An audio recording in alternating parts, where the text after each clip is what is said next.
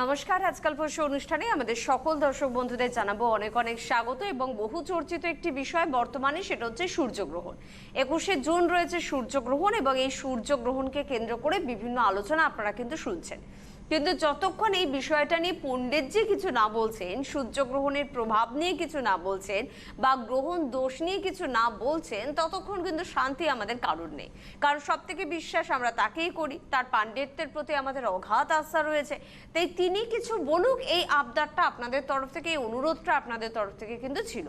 আজকে অবশ্যই বিষয় নিয়ে আপনাদের জন্য আলোকপাত করা হবে এবং রয়েছেন প্রত্যেক দিনের মতন পণ্ডিতজি, অর্থাৎ ভৃগুশ্রীর জাতক। তাকে জানাবো প্রথমেই অনেক অনেক ধন্যবাদ এবং স্বাগত। নমস্কার। এবং পণ্ডিতজি, 21শে জুন সূর্যগ্রহণ এবং সূর্যগ্রহণের আমাদের উপর প্রভাব, বা আমরা দেখি জন্মচক্রেও গ্রহণ দোষ থাকে অনেকে, সেটারও কি একটা বড় প্রভাব আমাদের উপর থাকে? মানে কি বিষয়টা আমরা একটু পরিষ্কার করে। হ্যাঁ, আমি বিস্তারিত আলোচনা করব। প্রথমে বলবো যে 21শে জুন যে গ্রহণ, 9টা 16 মিনিটে গ্রহণ শুরু এবং 3টে 4 মিনিটে গ্রহণ শেষ। এবং বলয়গ্রাস শুরু হবে 10টা 19 মিনিট সকাল, মধ্য হচ্ছে 12টা 10 মিনিট হচ্ছে মধ্য, এবং 2টো 2 মিনিটে বলয়গ্রাসের সমাপ্তি। এবং কলকাতার বলয়গ্রাস শুরু হবে 10টা 46 মিনিটে এবং শেষ হবে 12টা 35 মিনিটে। আমরা জানি কি একটা রাশিচক্র ধরে কখন বলতে পারবো যে গ্রহণ কখন লাগতে পারে বা অমাবস্যা পূর্ণিমা কি, এইবার এই ধরনের ধারণা বোধ আপনাদের কম বেশি সকলেরই আছে। কারণ রবি এবং চন্দ্র যখন একটি রাশিতে অবস্থান করে তখন হয় অমাবস্যা, এবং সেটা প্রত্যেক মাসেই আপনারা দেখতে পান। এবং রবি চন্দ্র যখন সমসপ্তম থাকে তখন আর পূর্ণিমা, এটা প্রত্যেক মাসেই সেটা আসে। অর্থাৎ অমাবস্যা পূর্ণিমা প্রত্যেক মাসেই আসে। গ্রহণটা কিন্তু প্রত্যেক মাসে সেটা আসে না, আবার কখনো কখনো দেখা যায় বছরে 2বার 3বারও হয়। কারণটা কি? আচ্ছা, অর্থাৎ রবি চন্দ্র রাহু যদি একইভাবে অবস্থান বা একই রাশিতে অবস্থান করে, সেটা হয়ে যায় সূর্যগ্রহণ। প্রথমে বলেছি রবি চন্দ্র যখন একই রাশিতে থাকে তখন অমাবস্যা হয়, যখন রাহু যুক্ত হয় তখন হচ্ছে সূর্যগ্রহণ। তার পাশাপাশি রবি রাহু যুক্ত যদি কখনো চন্দ্র সপ্তমে থাকে, রবি রাহু যুক্ত চন্দ্র সপ্তমে থাকা হয়, সেটাকে আমরা বলি যে চন্দ্রগ্রহণ, অর্থাৎ রবি এবং চন্দ্রের সমসপ্তম। রবি চন্দ্র রাহুযুক্ত অবস্থায় এই গ্রহণটা আমরা 21 তারিখে দেখব। এবং এই সময় রাহু থাকবে মৃগশিরা নক্ষত্রে। এবং আমরা গত বছর দেখেছিলাম, সেটা হচ্ছে 2রা জুলাই, আপনাদের খেয়াল আছে কিনা, পূর্ণগ্রাস সূর্যগ্রহণ ছিল। ঠিক সেই সময় কিন্তু এই মিথুন রাশিতেই অবস্থান করছিল রবি চন্দ্র এবং রাহু, মিথুন রাশিতেই অবস্থান করছিল গত বছর 2রা জুলাইতে। এবং সে সময় হচ্ছে রাহু ছিল পূর্ণবসু নক্ষত্রে, এবার হচ্ছে মৃগশিরা নক্ষত্রে। অনেকের প্রশ্ন ছিল যে আমাদের মিথুন রাশির জাতক জাতিকাদের ক্ষেত্রে খুব ভয়াবহ কিছু কিনা। এগুলো ভুল ধারণা। কারণ সেভাবে কোনো রাশির উপরে, পার্টিকুলার কোনো রাশির উপরে গ্রহণ কোনোভাবেই বর্তায় না। এগুলো হচ্ছে প্রভাব ফেলে না, বা কোনো নক্ষত্রের উপর প্রভাব ফেলে না। এগুলো হচ্ছে মানে এই গ্রহণটা কেন হয়? গ্রহণটা হচ্ছে মূলত যে আমরা যেটা জানি যে রাহু হচ্ছে সূর্যকে ঢেকে ফেলে, এবং সেই হচ্ছে গ্রহণটা হয়। সেটা কি, সূর্যের আলো হচ্ছে পৃথিবীতে আসতে পারে না, তাতে কি হয় ওই সময় নানা রকম ভাইরাসের জন্ম সে উজ্জীবিত হয় এবং রোগ ব্যাধি ছড়ায়। ওই সময় আমাদের খাওয়া দাওয়া বা না করা উচিত, রান্নাবান্না না করা উচিত, বা নানাবিধ যেগুলো আমরা বলি যে আমাদের নিয়ম পালন করা উচিত। এবং আমরা কিন্তু গত বছর 26শে ডিসেম্বরেও কিন্তু একটা দেখেছিলাম বলয়গ্রাস সূর্যগ্রহণ। সেই সময় কিন্তু ধনুরাশিতে চন্দ্র এবং রবি ছিল এবং সপ্তমতে মিথুনে ছিল রাহু। ওটা ছিল বলয়গ্রাস সূর্যগ্রহণ। আর এবারও কিন্তু বলয়গ্রাস সূর্যগ্রহণ। আর একটা চন্দ্রগ্রহণ দেখেছিলাম আমরা 16ই জুলাই, গত বছর 16ই জুলাইতে আমরা একটা চন্দ্রগ্রহণ দেখেছিলাম। সে সময় কিন্তু চন্দ্র ধনুরাশিতে অবস্থান করছিল এবং রবি এবং রাহু মিথুন রাশিতে অবস্থান করছিল। সেটা ছিল খণ্ডগ্রাস চন্দ্রগ্রহণ। অতএব এই গ্রহণ চলাকালীন আমাদের কিছু মানে যেটা আমাদের শাস্ত্রীয় মতে কিছু হচ্ছে নিয়ম কারণ মানা উচিত। সেই সময় যারা বাড়িতে কোনো কনস্ট্রাকশনের কাজ করাচ্ছেন সেই সময় বন্ধ রাখা উচিত, বা যারা প্রমোটার যারা কনস্ট্রাকশনে কাজ করাচ্ছেন তাদেরও বন্ধ রাখা, এই মানে সময় গ্রহণের দিনটা গ্রহণের সময়, গ্রহণের দিন মানে সমাজ চলাকালীন আচ্ছা। তাতে কী হয়, আমরা জানি যে বাস্তু দোষ আসে, বা খাওয়া দাওয়া করা উচিত নয়, ঠাকুর পুজো করা উচিত নয়, বা ওই সময় চলাকালীন, গ্রহণ চলাকালীন আমাদের ঘর মোছামুছি এই সমস্ত করা উচিত নয়। তাতে কী হয়, বাস্তুগত নানাবিধ সমস্যা আসে। বেশ পণ্ডিত, আমরা এবার ঠিক এই বিষয়ে থাকবো। আমি আরও আলোচনা করব যে আমরা কিন্তু অনেক জাতক জাতিকার মধ্যে থেকে জন্মছকে পাই যে গ্রহণ দোষ। ওই গ্রহণ দোষ থাকলে কি তার নানাবিধ সমস্যা বা জটিলতা আসতে পারে, কিভাবে আসে একটা রাশিচক্রে, সেটা নিয়ে আমি বলবো একটু পরে। একদম। তবে তার আগে কে আছেন আমাদের সাথে একটু দেখবো। নমস্কার, নমস্কার। কে বলছেন? দিদি, আমি স্বর্ণালী বলছি ব্যাঙ্গালোর থেকে। ব্যাঙ্গালোর আমার মেয়ের জন্য একটু জানতে চাই। মানে ব্যাঙ্গালোর থেকে নিয়মিত আপনারা দেখেন লাইভ অনুষ্ঠান? হ্যাঁ, আমি দেখি, আর আমার দিদিও গেছিলেন ওনার আচ্ছা, কাছে হ্যাঁ। ওর মেয়ের বিয়ের জন্য। তো ওই মানে মেয়ের ভালো বিয়ে হয়ে গেছে, আর দিদি মানে ছকও নিয়ে গেছিল আর কি ছেলের। আচ্ছা, উনি আচ্ছা। দেখে মানে বলেছিলেন যৌতুক যে বিচার হবে, করিয়ে এখানে দিতে ভালোভাবে পারেন। বিয়ে তার ওকে, তো এবার কার জন্য বললেন? আমার মেয়ের জন্য বলতে চাইছি ডেট অফ বার্থ জানতে। বলুন মেয়ের। হ্যাঁ, 4th ডিসেম্বর 1999, সময়টা সকাল 11টা 25। সকাল 11টা 25। হ্যাঁ, জন্মস্থান কলকাতা। জন্মস্থান কলকাতা। সকাল 11টা 25 কলকাতায় জন্ম, তাই তো? হ্যাঁ। আচ্ছা, এই জন্মছকে যেটা পাচ্ছি এই শনিবার জন্ম, তাই তো? শনিবার জন্ম। শনিবার। আচ্ছা, তার পাশাপাশি হচ্ছে কুম্ভ লগ্ন, তুলা রাশি, সাথী নক্ষত্র, দেবগণর। হ্যাঁ, হ্যাঁ। আচ্ছা, জন্মকালীন যেটা পাচ্ছি সেটা হচ্ছে বৃহস্পতি রেট্রোগ্রেড অবস্থা ছিল, শনি রেট্রোগ্রেড, দুটো প্ল্যানেট বক্রী অবস্থা ছিল ছকে।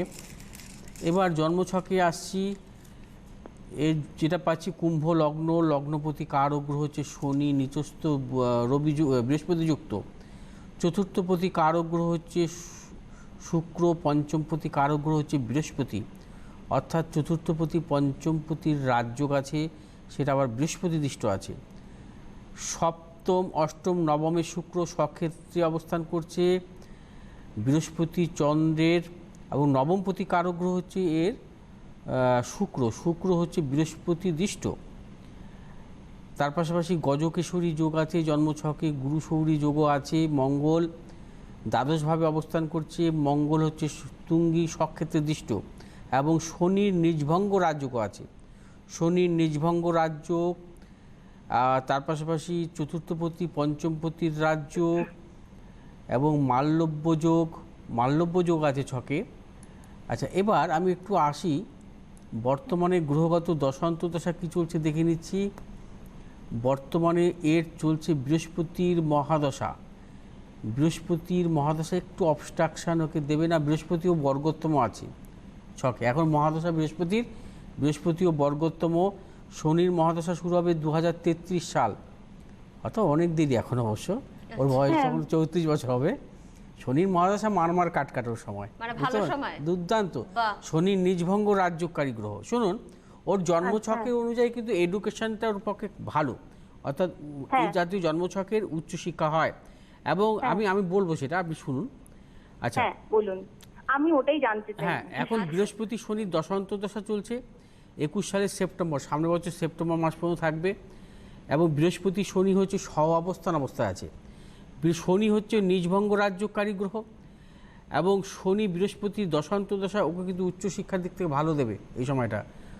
এবং ওর জন্মছক অনুযায়ী কিন্তু ওর টেকনিক্যাল লাইনে পড়াশোনার ক্ষেত্রে সাফল্য এবং কর্মজীবন ওর খুব ভালো হবে, যেহেতু দশমপতি মঙ্গল ওর তুঙ্গী, দশমপতি মঙ্গল তুঙ্গী, ভাগ্যপতি বৃহস্পতি দৃষ্ট।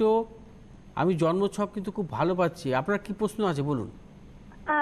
পণ্ডিতজি, আমি জানতে চাই যে ও এখন আইআইটি-তে পড়ছে কেমিক্যাল নিয়ে, কিন্তু ওদের মানে ব্যবস্থা থাকে, ওর কম্পিউটার সায়েন্সের সব কাজ করছে, প্রজেক্ট করছে, মানে তার সাবজেক্টটা পড়ছে। তো ও হায়ার স্টাডিজ করতে মানে 22 সালে পাশ করবে। তো ওর কি সেই মানে হায়ার স্টাডিজটা মানে মানে যেখানে ও আমেরিকাতে যেতে চায়, সেইটা কি ওর পক্ষে হবে, মানে সম্ভব হবে? কেন হবে না, আমি ওইটা অবশ্যই হবে। শুনুন, বিদেশে পড়াশোনার ক্ষেত্রে বিদেশ যাত্রা অর্থাৎ বিদেশে পড়াশোনার ক্ষেত্রে দুটো জিনিস দেখতে হয়, ঠিক আছে?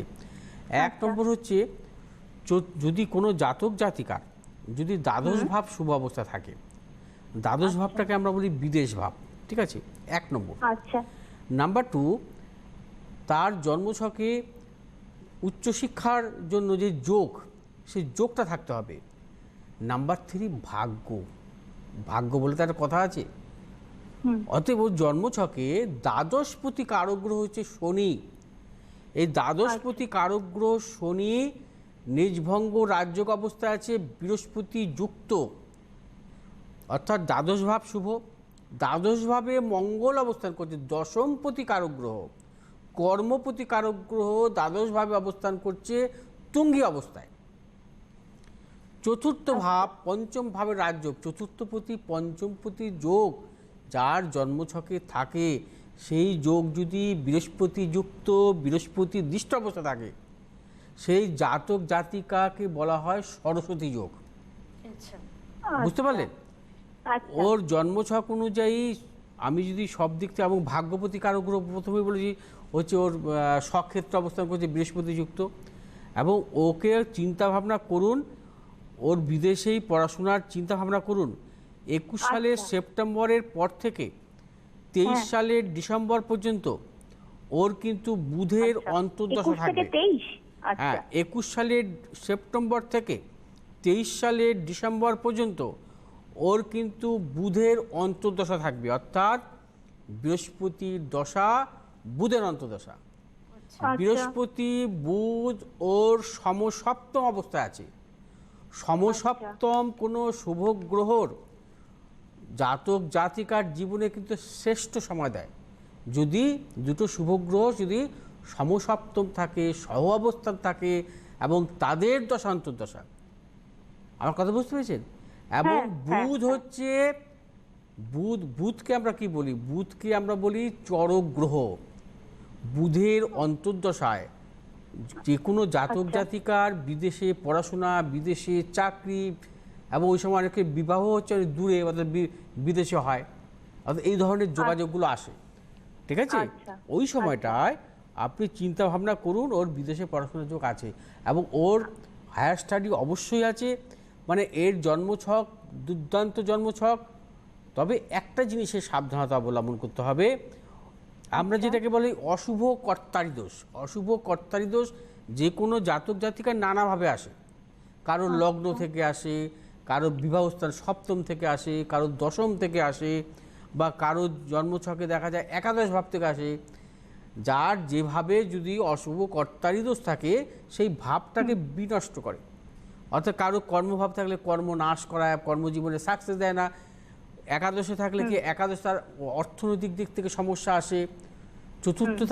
চতুর্থভাবে যদি অশুভ কর্তারি দোষ থাকে, তার বিদ্যার হানি ঘটায়, বা তাকে বিদ্যার জীবনে সাফল্য দেয় না। ওর জন্মছকে কি আছে জানেন? শারীরিক লগ্নটা আছে। তাতে কি হবে? শারীরিক একটু মাঝে মধ্যে সমস্যা ওকে দেবে। কি সমস্যা দেবে? শারীরিক শারীরিক সমস্যা। হ্যাঁ হ্যাঁ ও মাঝে মাঝে সত্যি পরীক্ষার সময় অসুস্থ হয়ে পড়ে। আচ্ছা, শারীরিকটা একটু নজর দেবেন। এই বৃহস্পতি মহাদশায়, ওর তো বৃহস্পতি বর্গোত্তম। বৃহস্পতি কি হয়? বৃহস্পতি কিন্তু কোনো জাতক জাতিকার জীবনে শারীরিক বড় কোনো সমস্যা ঘটায় না। ওর এইটাই ওর ভাগ্য ভালো যে ওর বৃহস্পতি দশা চলছে। কিন্তু যখন কোনো অশুভ অন্তর্দশা আসবে, বা কখনো গোচর ওর যখন অশুভ অবস্থা থাকবে, যখন গোচর বলতে কি বোঝায়? যখন আমাদের অল টাইম গ্রহগুলো যখন নাকি মানে বিভিন্ন রাশির উপর দিয়ে যখন নাকি ঘুরছে, ওই গোচর চলাকালীন যদি কখনো অশুভ গোচর থাকে, তাহলে কিন্তু শারীরিক কিছু কিছু সমস্যা দেবে। আমার কথা বুঝতে পেরেছেন? কিন্তু বৃহস্পতির দশা ওকে অনেকটা রক্ষা করে। বৃহস্পতি যেহেতু ওর বর্গোত্তম, বৃহস্পতির মহাদশায় খুব কমই দেখা গেছে জাতক জাতিকার জীবনে বড় কোনো শারীরিক সমস্যা এসছে।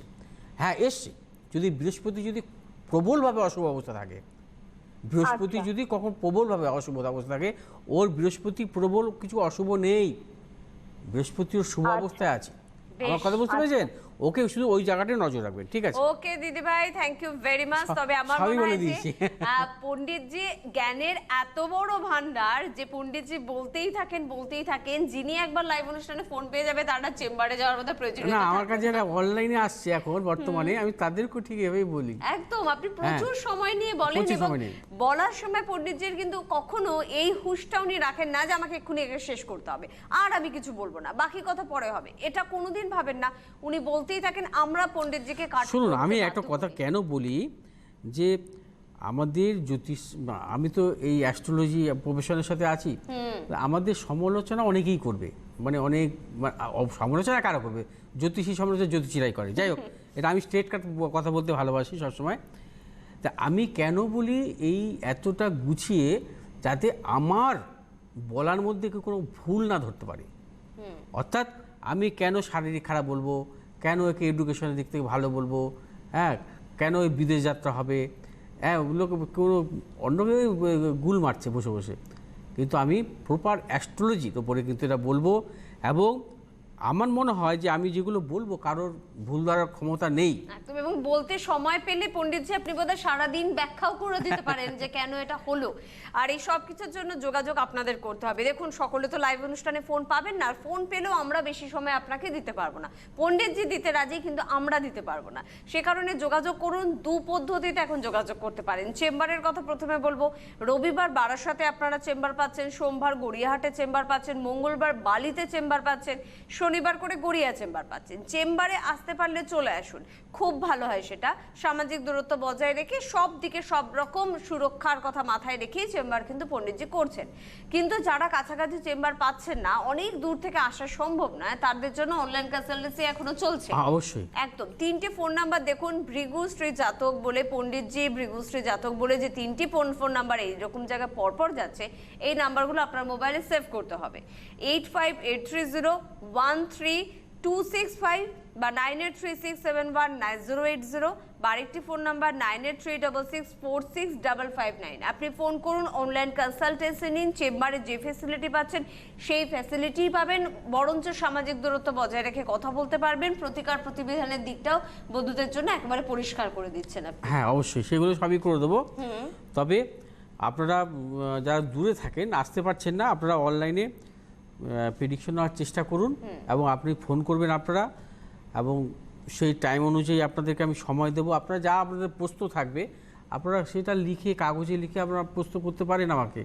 তার জন্য 10 মিনিট হোক বা আধ ঘন্টা হোক, সেটা কোনো ম্যাটার নয়, আমি সময় দেবো আপনাদের। একদম, আমি তবে সেভাবে বিষয়টা সময় কিন্তু দিচ্ছি। চার্জেবল, এটা একটু আমার তরফ থেকে হ্যাঁ, জানিয়ে রাখা। সেটা হচ্ছে আমি একটা amount যেটা দিতেই হবে। যেটা আমি চেম্বারে নিচ্ছি সেটাই নিচ্ছি, অতিরিক্ত কিছু নিচ্ছি না। অনেকের ধারণা যে অনলাইন কনসালটেন্সি একটু তো চার্জটা বেশি হয়ে যাবে, একদম না। যেটা চেম্বারে নেওয়া হয় সেটাই নেওয়া হচ্ছে, উপরন্তু বাড়িতে বসে আপনি সম্পূর্ণটা জানতে পারছেন। আর আমরা সম্পূর্ণটা জানার ইচ্ছেটাই রাখি সবসময়। আমরা যেমন আজকে গ্রহণ নিয়ে কথা শুনছিলাম, হ্যাঁ, যেমন আমি যে বলছিলাম যে গ্রহণ যোগ নিয়ে যেটা আলোচনা করব, গ্রহণ দোষ জন্মছকে অনেক পাই। আবার কেউ আছেন নাকি এখন? না আচ্ছা, আমরা ঠিক আছে। শুনি আগে। গ্রহণ দোষ যেটা আমরা পাই জন্মছকে, যে অনেক জাতক জাতিকার দেখি রবি রাহুযুক্ত আচ্ছা, অবস্থা আমরা আছে। তাহলে পণ্ডিতজি ফোনটা নিয়েই নি, আরেকজন বন্ধু চলে এলেন যতক্ষণ, কারণ আলোচনায় ঢুকে গেলে আমার কাট করতে খারাপ লাগে পণ্ডিতজিকে। কে আছেন? নমস্কার। হ্যাঁ, আমি বাপি হাসদার বলছি, সাগরপাড়া থেকে।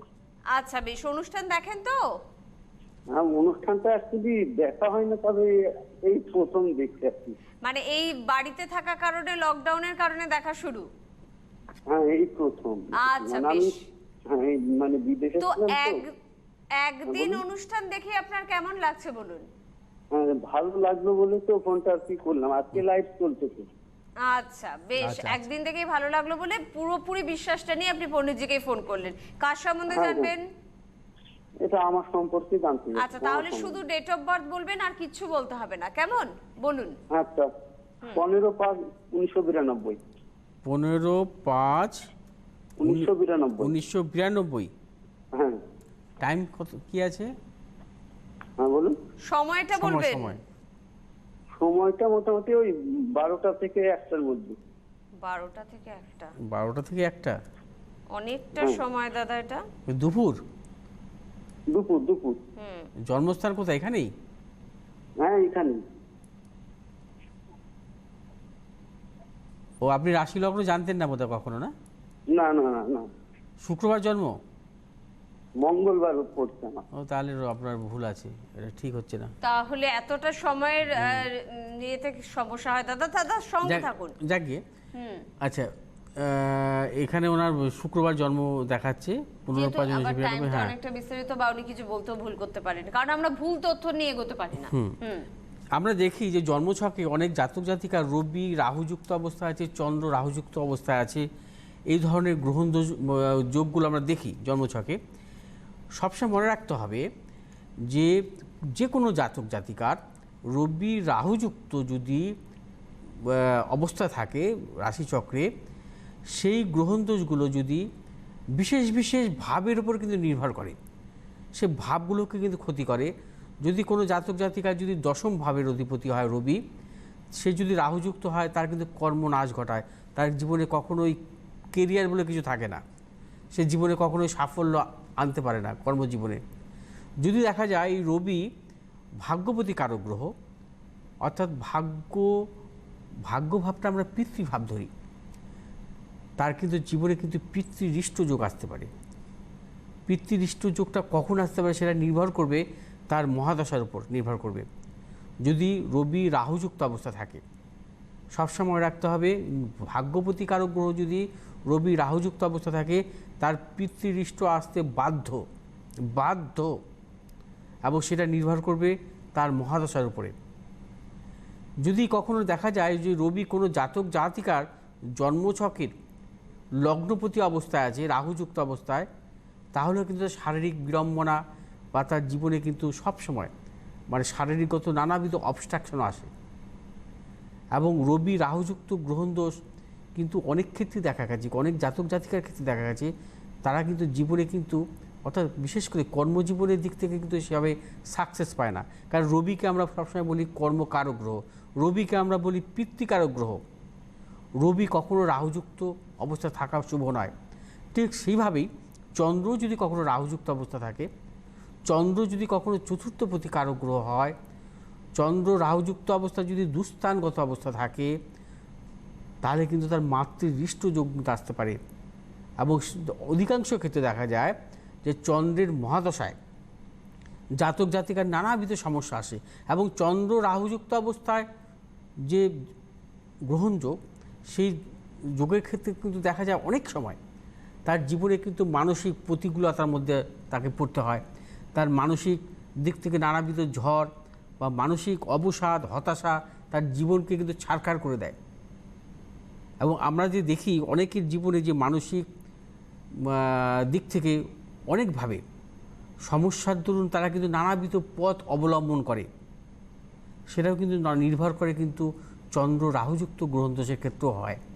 চন্দ্র যদি কখনো দেখা যায় কোনো জাতক জাতিকার জন্মছকে বিশেষ করে রাহুযুক্ত অবস্থায় আছে, এবং চন্দ্র যদি দেখা যায় যে ক্ষীণ অবস্থায় আছে, চন্দ্র যদি দেখা যায় নিচস্থ রাহুযুক্ত অবস্থায় আছে, চন্দ্রেরই মহাদশা চলছে বা অশুভ কোনো পাপগ্রহের দশা চলছে, সে কিন্তু তার জীবনে একটা মানে বিশেষভাবে দেখা যায় যে মানসিক দিক থেকে তার কিন্তু একটা নানাবিধ সমস্যা বা জটিলতার মধ্যে তাকে পড়তে হতে হয়। এবং সে জীবনে কিন্তু একটা অদ্ভুত মানে যেটাকে বলা হয় ডিসিশন, সেগুলোকে সে নিতে বাধ্য হয়। ওই জন্যই বলবো যে যে কোনো জাতক জাতিকা জন্মছকে রবি রাহুযুক্ত বা চন্দ্র রাহুযুক্ত গ্রহণ দোষ বা গ্রহণ যোগ যেগুলোকে বলি আমরা, এগুলো কখনোই কিন্তু শুভ নয়।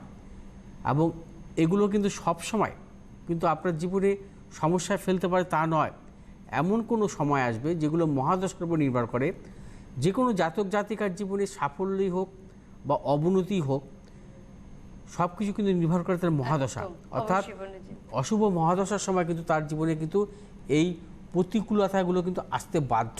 একদম পণ্ডিতজি, তার জন্য যোগাযোগের প্রয়োজনীয়তা অবশ্যই রয়েছে, কারণ প্রচুর প্রতিকূলতাকে আমরা পার করতে ফেলেছি যখন এরকম পণ্ডিতজি মতন মানুষরা আমাদের পাশে থাকেন। আজকে এই পর্যন্ত শুক্রবারের লাইভ অনুষ্ঠানে আবারও বন্ধুদের সাথে পণ্ডিতজির দেখা হচ্ছে।